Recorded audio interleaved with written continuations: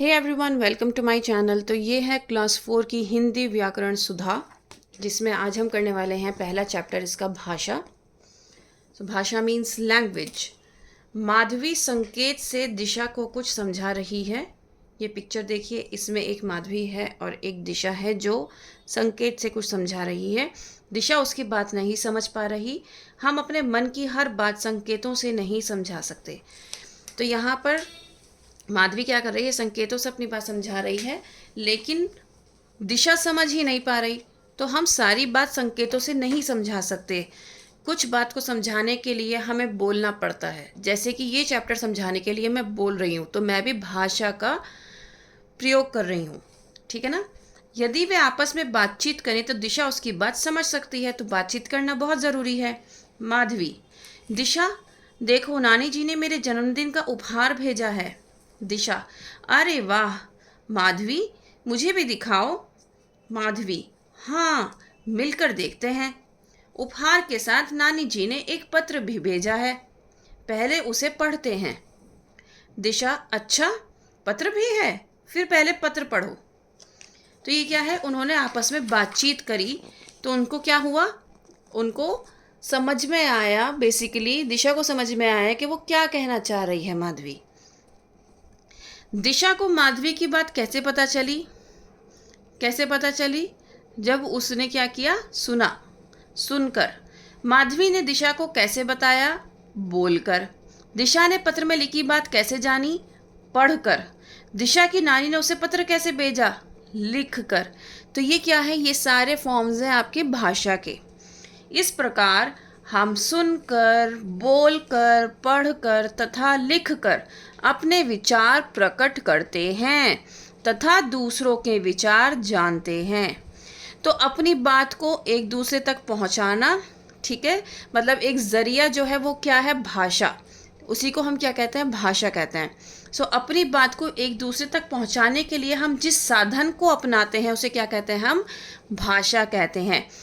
आप मेरी बात समझ पा रहे हैं, क्यों? क्योंकि मैं भाषा का उपयोग कर रही हूँ और आप इसको सुन रहे हैं, मैं बोल रही हूँ और समझा रही हूँ। सो ये क्या है, भाषा है। भाषा के रूप। अब हमने भाषा के बारे में पढ़ लिया, तो भाषा के रूप भी जान लेते हैं।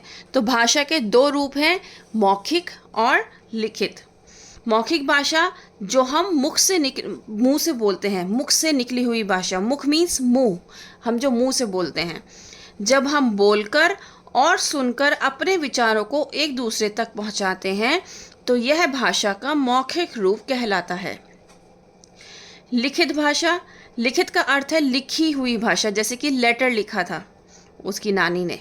तो जब हम लिखकर या पढ़कर अपने विचार एक दूसरे तक पहुंचाते हैं, तो यह भाषा का लिखित रूप कहलाता है, ठीक है।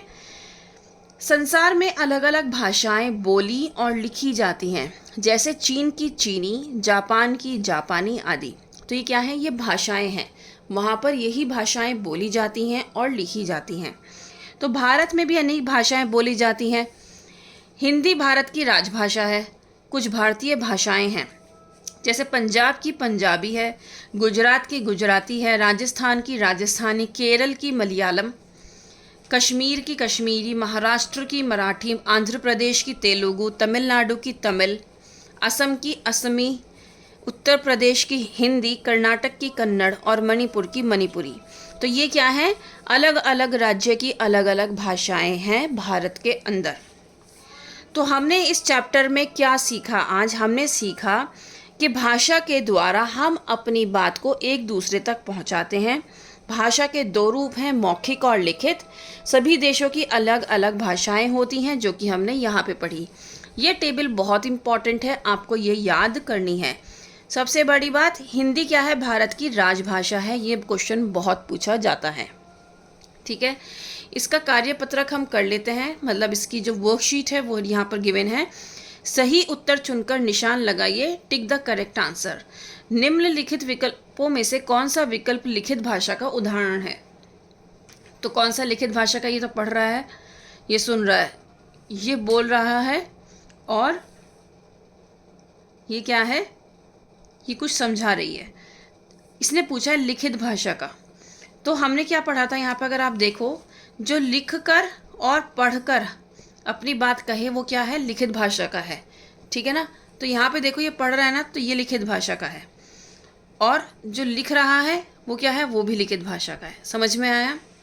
अपनी बात को एक दूसरे तक पहुँचाने के लिए डैश की आवश्यकता होती है, भाषा की आवश्यकता होती है। भाषा के संबंध में कौन सा कथन सही है, यह विचार व्यक्त करती है। भाषा के 4 रूप हैं, जो कि नहीं है, 2 रूप हैं। सभी भाषाएं समान हैं, नो। भाषा बहुत कठिन होती है, नो। यह विचार व्यक्त करती है, बिल्कुल सही बात है। फ़ोन पर बात करना भाषा की किस श्रेणी से संबंधित है। जब हम फ़ोन पर बात कर रहे हैं, दैट मीन्स हम सुन रहे हैं और बोल रहे हैं, तो ये है मौखिक भाषा। भाषा लेखन के चिन्हों को डैश कहते हैं। भाषा लेखन के चिन्हों को हम क्या कहते हैं, तो इसका आंसर हो जाता है लिपि। कश्मीरी भाषा की लिपि क्या है, तो कश्मीरी भाषा की लिपि है शारदा, राइट। देवनागरी लिपि के संबंध में कौन सी भाषा अलग है, हिंदी, संस्कृत, मराठी, मलयाल, तो मलयाल इसमें अलग है। भाषा किसे कहते हैं, भाषा की परिभाषा यहाँ लिखी हुई है। अपनी बात को एक दूसरे तक पहुँचाने के लिए हम जिस साधन को अपनाते हैं उसे भाषा कहते हैं। तो ये आपको इन लाइन्स में लिखना है। नेक्स्ट है, चित्र देखकर भाषा का सही रूप लिखिए। ये लिखित है, ये पढ़ रही है, ये बातचीत कर रहे हैं तो ये मौखिक है, ये पढ़ रही है तो ये फिर से लिखित है। सही शब्द चुनकर खाली स्थान भरिए। भाषा द्वारा हम अपनी बात एक दूसरे तक पहुंचाते हैं। पत्र लेखन भाषा का लिखित रूप है। भाषा के 2 रूप हैं, मौखिक और लिखित। हिंदी भारत की राजभाषा है। बातचीत भाषा का कौन सा रूप है, हमने पढ़ा था कि बातचीत हम क्या कर रहे हैं, मौखिक रूप है।